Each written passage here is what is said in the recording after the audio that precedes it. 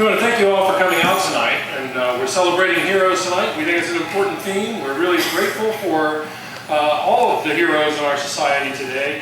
The Patriot Guard riders, of course, representing the veterans. Yeah.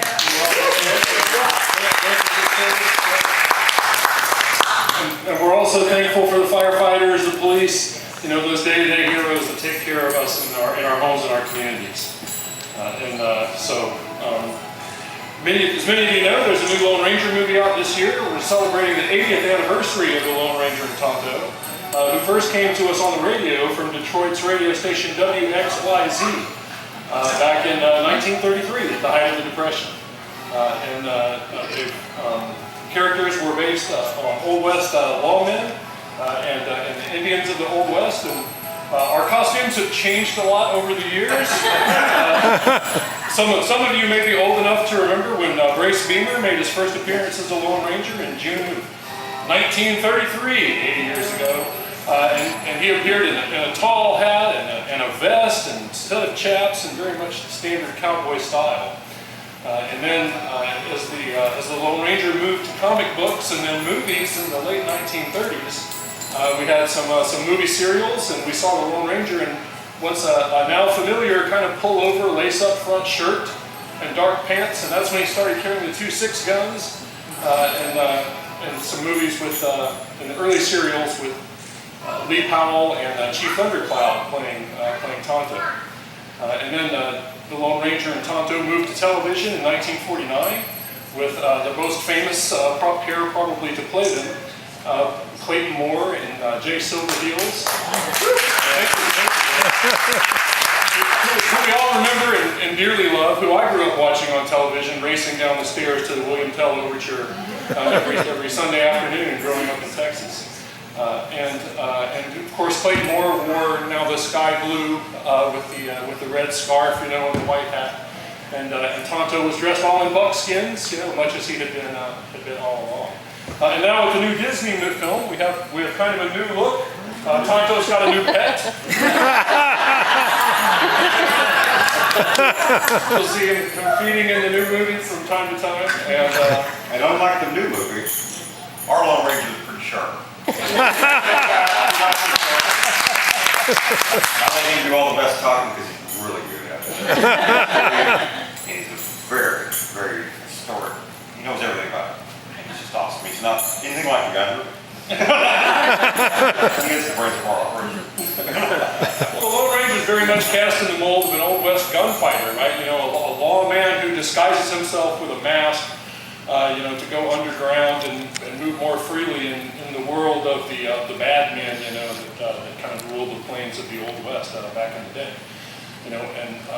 And we've seen a lot of the Hollywood characterizations, the quick draw artists, and the famous silver bullet, right, which never missed its target. And the Lone Ranger made his bullets of the precious metal silver to remind him how precious life is. And never shot to kill, only to disarm, and if absolutely necessary, perhaps, to wound the bad guy and bring him in with the minimal amount of force required. Because unlike a lot of the modern characterization that people think of the Lone Ranger as some kind of a vigilante visiting vengeance on his enemies, that was not the case at all.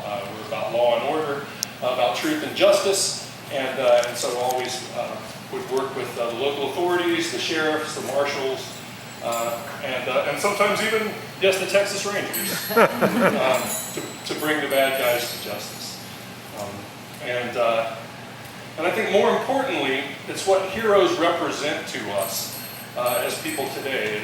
Examples that we can model our own lives after, role models that we can follow and try to learn from, so that we can be better persons ourselves, right?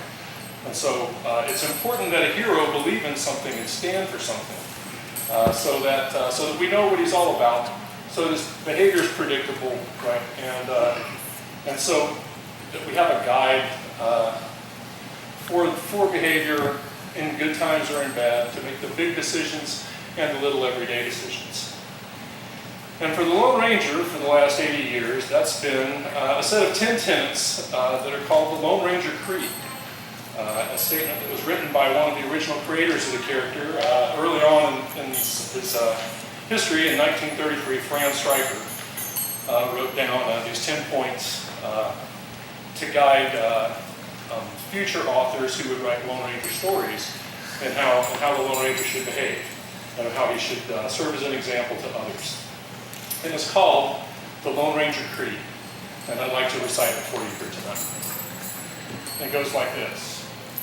I believe that to have a friend, a man must be one, that all men are created equal, and that everyone has within himself the power to make this a better world.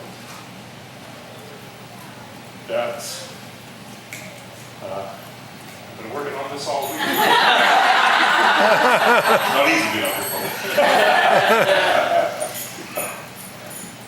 That God put the firewood there, but every man must gather and light it himself.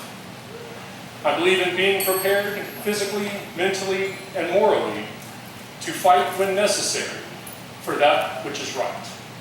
I believe that a man should make the most of what equipment he has. I believe that this government of the people, by the people, and for the people shall live always. I believe that men should live by the rule of what is best for the greatest number. I believe that... What do I do?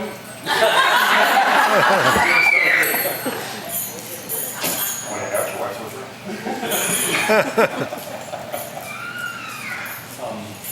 I believe that sooner or later, somewhere, somehow, we must settle with the world and make payment for what we've taken. I believe that all things change but truth, and the truth alone lives on forever. I believe in my Creator, my country, my fellow man. And that's the Lone Ranger Creed. I think I got it.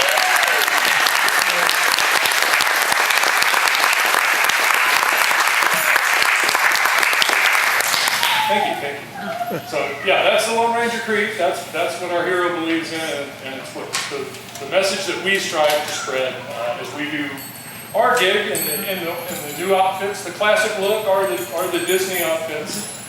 We like to spread the Lone Ranger Creed, and we really like to praise our heroes and to remind everyone how important they are to us in society today, and really give us something to look up to. The Patriot Guard riders, the first responders for emergencies, and just all the great people that help to make this world a better place.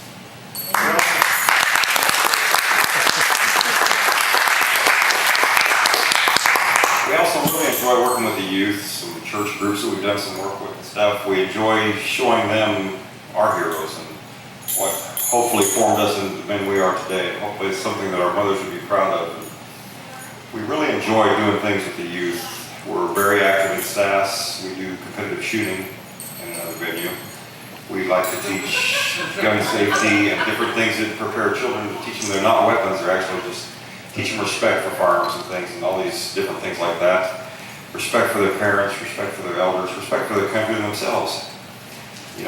All this computer stuff, we're getting way away from the message. The best fun we ever had is outside. And so we like promoting some Western events or anything that teaches the old cowboy way where everything is outside.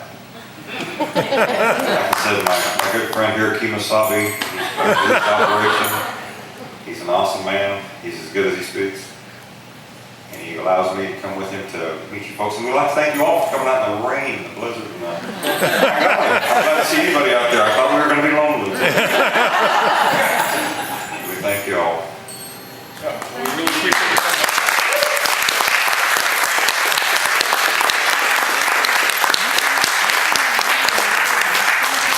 And so I'd like to also thank our good friends Alias, Smith, and Owens for coming out today to Patterson. Providing us some great entertainment. And thanks for coming, and stick around.